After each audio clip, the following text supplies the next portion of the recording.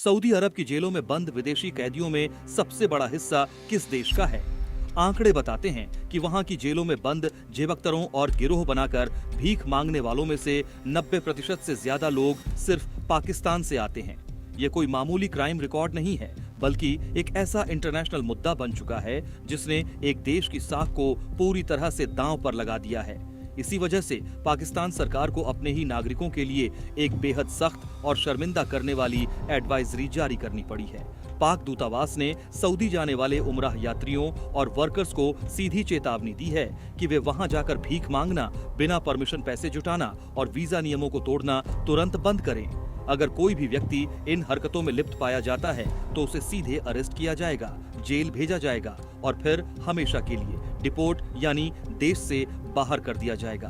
Saudi सरकार ने मक्का और मदीना जैसे पवित्र स्थलों पर सिक्योरिटी सख्त कर दी है और भीख मांगने वालों पर जीरो टॉलरेंस पॉलिसी लागू की है। इस बार चेतावनी देने का तरीका भी काफी अलग और मॉडर्न है। पाकिस्तान एम्बेसी ने अपने ऑफिशियल सोशल मीडिया हैंडल से एक AI जनरेटेड वीडियो शेयर किया है।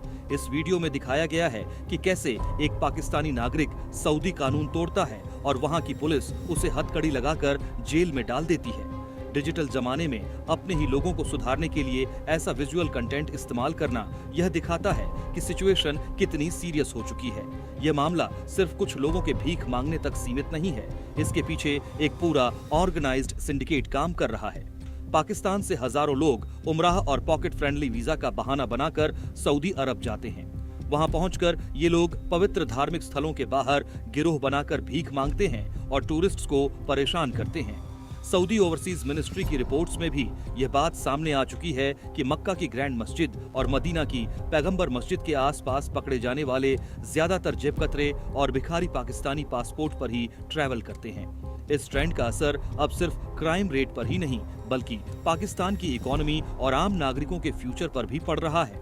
सऊदी अरब हमेशा से पाकिस्तान के लिए एक बड़ा फाइनेंशियल सपोर्टर और जॉब मार्केट रहा है। लाखों पाकिस्तानी वहां काम करके हर साल अरबों डॉलर का रेमिटेंस घर भेजते हैं। लेकिन इस तरह की हरकतों की वजह से सऊदी अथॉरिटीज अब पाकिस्तानी वर्क वीजा और उमराह वीजा के वेरिफिकेशन प्रोसेस को बहुत सख्त बना रही हैं।